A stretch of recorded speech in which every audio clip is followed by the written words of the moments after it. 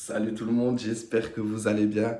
C'est parti, on entre dans le dernier triple header de cette saison 2024 de F1. La dernière ligne droite, Max Verstappen va-t-il être champion à Vegas?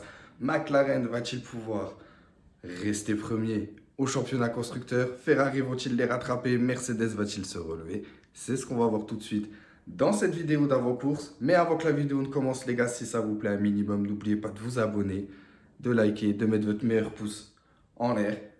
Du coup, c'est parti, on y va pour l'avant-course du Grand Prix de Vegas.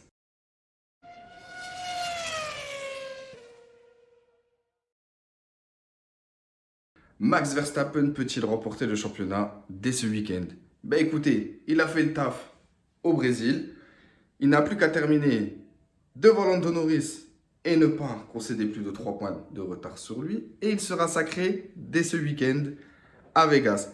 La probabilité est quand même assez grande car les préparatifs se préparent, c'est logique, à Vegas pour le titre de M. Verstappen, son quatrième. Bon, que dire de cette saison?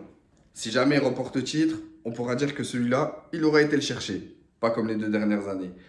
Mais bon, McLaren s'est bien battu. Beaucoup d'erreurs de la part de McLaren. Stratégiquement parlant, ils ont fait perdre beaucoup de points à Norris. Norris en a perdu lui aussi beaucoup de sa faute.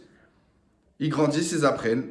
Seront-ils présents pour la lutte au titre en 2025? Je pense que oui. Max Verstappen aura du boulot l'an prochain, car avec un équipier comme Sergio Perez, ça va être compliqué de jouer le titre, que ce soit pilote ou constructeur. C'est clair, net et précis. Mais pas que, car derrière, on a quand même McLaren avec Lando Norris et Oscar Piastri, même si je pense que les deux là, ça va frictionner, arriver à un moment où si ça doit jouer des victoires entre les deux, ça va pas se passer comme ça devrait se passer. Je pense pas qu'il y aura un leader fixe dans cette écurie, même si Norris le mérite. Mais bon, et à n'oublier pas, derrière, on a Ferrari. Ferrari avec Charles Leclerc et Lewis Hamilton l'an prochain. Ça aussi, ça risque de piquer, car si Lewis a une voiture qui fonctionne, il peut remporter un huitième titre. Ne l'oublions pas. Bon, un champion ce week-end, dites-moi-le dans vos commentaires. On passe tout de suite au prochain sujet, le constructeur. Le championnat constructeur. Alors, ça se joue entre deux équipes. Si on prend les deux premières places, McLaren, qui est actuellement leader du championnat, et la Scuderia Ferrari. Ouais, la Scuderia Ferrari peut se battre pour un titre constructeur. Ça fait des années, les gars. Des années, et je pense qu'ils le veulent. Que ce soit Charles Leclerc ou Carlos Sainz, même s'ils quittent l'écurie, et Frédéric Vasseur, ils veulent le titre constructeur, c'est sûr. Bon, c'est un tracé qui convient surtout à la Ferrari. On sait qu'elle aime bien ce genre de circuit. Elle a performé, on l'a vu à Monaco. Il n'y a aucun problème. Ça marche sur le circuit urbain, la Scuderia. Il n'y a pas de souci là-dessus. Elle est forte. Ensuite, il n'y a pas que ça. Si jamais on prend de la deuxième à la troisième place, c'est Ferrari contre Red Bull. Là, c'est une autre histoire. Car Red Bull, ça risque d'être très compliqué. Ça m'étonnerait que Max Verstappen arrive à lui tout seul à rattraper la Scuderia Ferrari.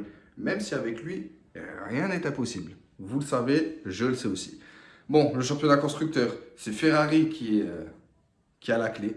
Faut pas le nier. Je pense que Scuderia Ferrari, vous verrez dans les pronos, risque de faire un très bon résultat et faire très mal à McLaren ce week-end. Et enfoncer le clou sur Red Bull qui pour moi ne va pas performer comme elle se doit ce week-end. Vous verrez ça dans les pronos. On passe tout de suite au prochain sujet.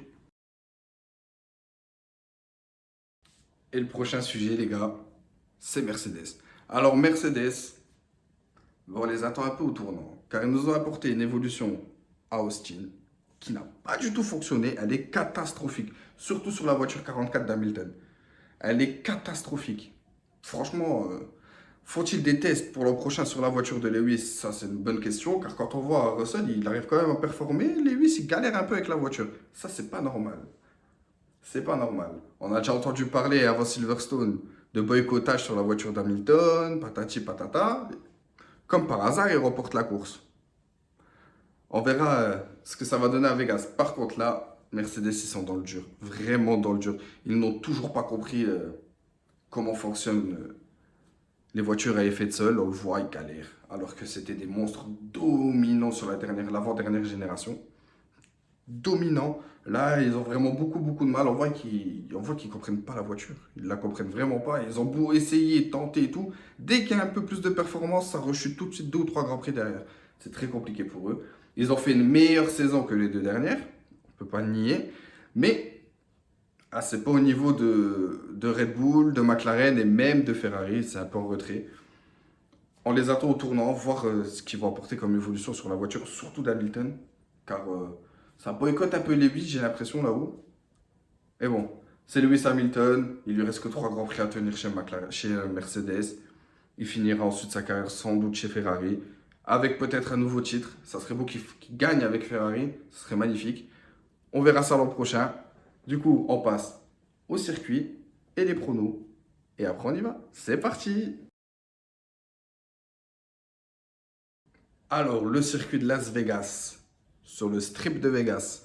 Ben les gars, circuit de 6 km 200, avec beaucoup de zones d'accélération, avec des freinages brusques, des virages en angle droit, qui facilitent sans doute les dépassements. On se souvient du dive bomb de Charles Leclerc l'an dernier sur Sergio Pérez, dans le dernier tour, dans le dernier virage. Voilà, c'est un circuit américain, troisième circuit américain cette année après Miami et Austin, qui nous ont apporté quand même assez de spectacles. On verra cette année si ce troisième Grand Prix en terre américaine va nous faire le show. Je pense que ça va être un très beau Grand Prix. Par contre, vous allez voir sur le programme TV, que je vous mets tout de suite, que ça va être très dur pour nous en France de se réveiller pour regarder le Grand Prix. Je vous mets ça tout de suite. Le programme TV. Bon les gars, le programme TV, accrochez-vous, car celui-là, il pique. On commence vendredi et c'est libre, hein. 3h15 du matin, les mecs sur Canal Plus Sport. On enchaîne à 6h45, les gars, toujours sur Canal Plus Sport avec les essais libres 2. Samedi, toujours pareil, 3h15. Essais libres 3 sur Canal Plus Sport également. Sur Canal Plus Sport, on retrouvera ensuite les qualifications à partir de 6h40. Et dimanche, sur Canal Plus, à 7h du matin, les mecs, va falloir être très matinal. La course de F1 de Vegas. Les gars, va falloir se lever tôt. Celui-là, il va piquer, hein. Je vous le dis. Après, on retombera sur des horaires un peu plus normales. Mais celui-là, il fait mal. Il fait très mal. Du coup, les gars, les pronos, qui je vois gagner, qui je ne vois pas gagner, je vous le dis tout de suite.